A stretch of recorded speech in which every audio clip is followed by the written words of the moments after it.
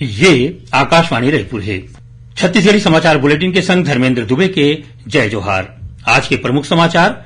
छत्तीसगढ़ के नवा राज्यपाल विश्वभूषण हरिचंदन 23 फरवरी के लिए राज्यपाल के शपथ राज्यपाल अनुसुईया उइके आज रायपुर के माना स्थित स्टेट हैंगर में गार्ड ऑफ ऑनर ले देगिस विदाई। G20 अध्यक्षता के आयोजन में छत्तीसगढ़ में घलो चुने गए 27 कॉलेज और बिलासपुर के घासीदास केंद्रीय विश्वविद्यालय में 16 फरवरी ले शुरू हो कार्यक्रम 25 फरवरी तक चलही। और मुख्यमंत्री आज नवा रायपुर में बने सर्किट हाउस और ट्रांजिट हॉस्टल के करीन लोकार्पण। अब समाचार विस्तार ले। छत्तीसगढ़ के नवा राज्यपाल विश्वभूषण हरिचंदन 23 फरवरी के राज्यपाल पद के शपथ ली। राजभवन के दरबार हाल में हुआ एक कार्यक्रम में छत्तीसगढ़ उच्च न्यायालय के मुख्य न्यायाधीश अरूप कुमार गोस्वामी ओमल्ला पद और गोपनीयता के शपथ दिवाही। उन्हें राज्यपाल अनुसुईया उइके आज रायपुर के माना स्थित स्टेट हैंगर में विदाई देगिस। ओमल्ला स्वामी विवेकानंद हवाई अड्डा में गार्ड ऑफ ऑनर घलो देगिस। ये मौका में मुख्यमंत्री गुलदस्ता भेंट करके ओमल्ला विदाई दीन। मुख्यमंत्री के संगे संग विधानसभा अध्यक्ष डॉक्टर चरणदास महंत, गृहमंत्री ताम्रध्वज साहू, सांसद ज्योत्सना महंत और विधायक बृजमोहन अग्रवाल घलो आए रहीन। जानवा के मुताबिक सुश्री अनुसुईया उइके मणिपुर के राज्यपाल बनाए गए हैं। प्रधानमंत्री नरेंद्र मोदी लोगन मन ले विशेषकर युवा मन ले बढ़िया पर्यटन ग्राम प्रतियोगिता में भाग ले के संगे संग देश के बड़का पर्यटक क्षमता के प्रदर्शन करे के विनती करे है।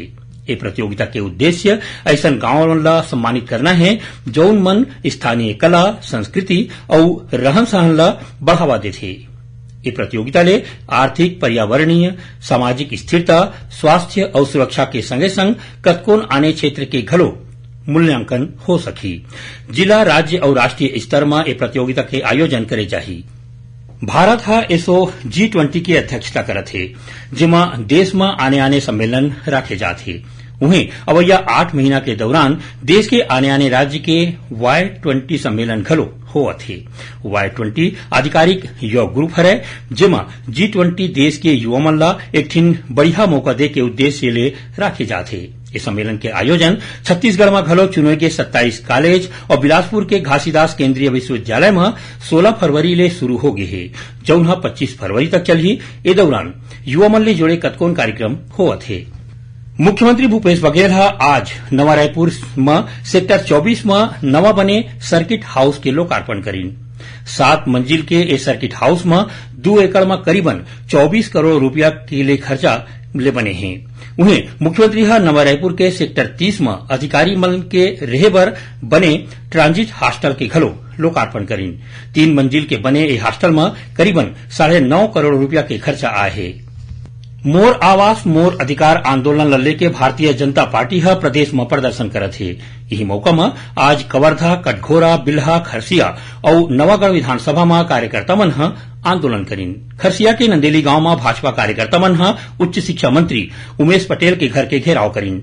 भाजपा अकाली विधायक बृजमोहन अग्रवाल के अगुवाई में रायपुर में कृषि मंत्री रविन्द्र चौबे के घर के घेराव करही। उन्हें मनेन्द्रगढ़ में मोर आवास मोर अधिकार योजना ले छूटे हितग्राही और भाजपा कार्यकर्ता मन डहार ले काली केल्हारी के एसडीएम कार्यालय के घलो घेराव करे जाही। राज्य सरकार बस संचालक मन के 2.5 करोड़ रुपया ले ज्यादा के व्हील बेस आधारित टैक्स ला माफ कर दे है। काली मुख्यमंत्री की अगुवाई में हुए राज्य कैबिनेट के बैठका में ए फैसला लेगिस। सरकार के ए फैसला के मुताबिक बछर 2013 ले पहली के पंजीकृत यात्री मन बस मन ले व्हील बेस के गलत ढंग ले जात टैक्स के एती पूरा टैक्स ला माफ कर दे है। परिवहन विभाग ले मिले जानवा के मुताबिक ये फैसला के बाद व्हील बेस पर जारी अधिसूचना राखे के तारीख ले चालू होही। छत्तीसगढ़ी समाचार बुलेटिन आप मन आकाशवाणी रायपुर ले सुनत हो। छत्तीसगढ़ के खबर ले है आपके वास्ता और खबर के विश्वसनीयता ले है हमार वास्ता। आकाशवाणी समाचार रायपुर के प्रादेशिक समाचार बुलेटिन के संगे संग हमार समसामयिक कार्यक्रम आप रेडियो के संग अपन मोबाइल में घलो सुन सकत हो। आकाशवाणी समाचार फेसबुक, ट्विटर और यूट्यूब में घलो हावय। हमार फेसबुक पेज हरे Chhattisgarh news on AIR, Twitter handle CGAIR news और हमार यूट्यूब चैनल हरे छत्तीसगढ़ AIR न्यूज। तो अब रेडियो के संगे संग आपके मोबाइल के माध्यम ले हम आप तक पहुंचत हन। छत्तीसगढ़ के हर खबर पर सुनत रहो आकाशवाणी समाचार। अब आगू बाढ़बो बाँचे समाचार को थी। आज अंतर्राष्ट्रीय मातृभाषा दिवस है। केंद्रीय गृह मंत्री अमित शाह ए मौका में देश के लोगन मन ला शुभकामना दे हुए। ट्वीट में उमन कहीन कि ए दिन मातृभाषा ले जुड़े और एला बने ढंग ले आगू बढ़ाए के संकल्प लेके दिन हरे। मातृभाषा के समृद्ध होए ले देश ह घलो समृद्ध होथे। गृहमंत्री ह कहीन कि हम जम्मो झिल्ला मातृभाषा के ज्यादा ले ज्यादा प्रयोग करना चाहिए।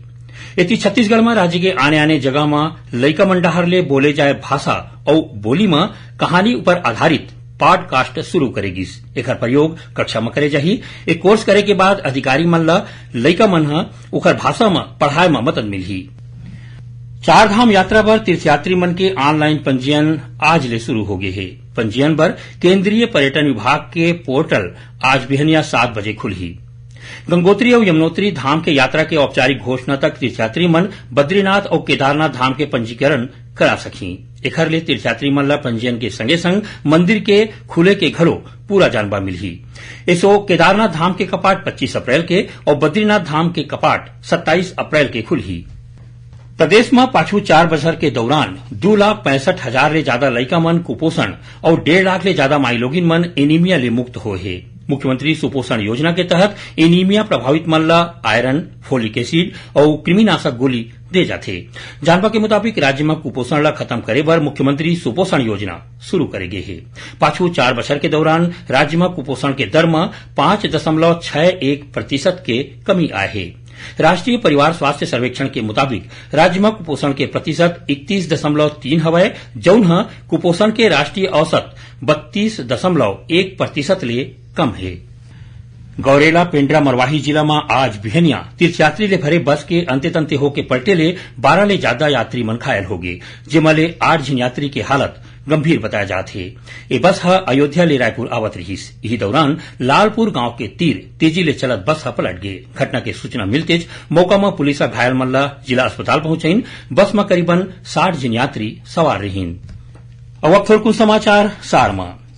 भिलाई में ए बेरा शहीद वीर नारायण सिंह इंडियन दिव्यांग क्रिकेट T20 प्रतियोगिता चलत है। प्रतियोगिता के फाइनल मैच 24 फरवरी के शहीद वीर नारायण सिंह अंतर्राष्ट्रीय क्रिकेट स्टेडियम में खेले जाही।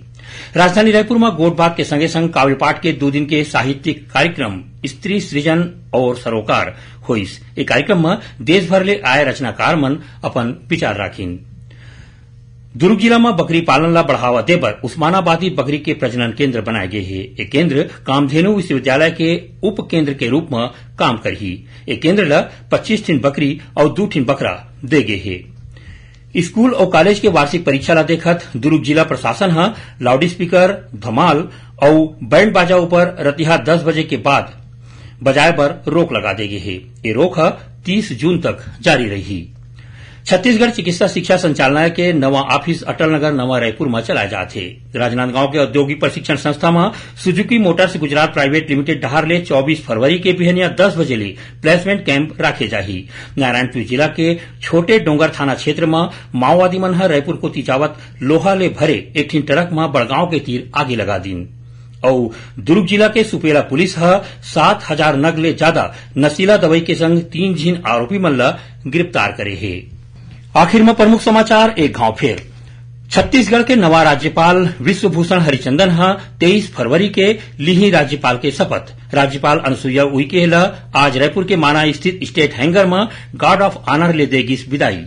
G20 अध्यक्षता के आयोजन में छत्तीसगढ़ में घलो चुने गए 27 कॉलेज और बिलासपुर के घासीदास केंद्रीय विश्वविद्यालय में 16 फरवरी ले शुरू कार्यक्रम 25 फरवरी तक चलही।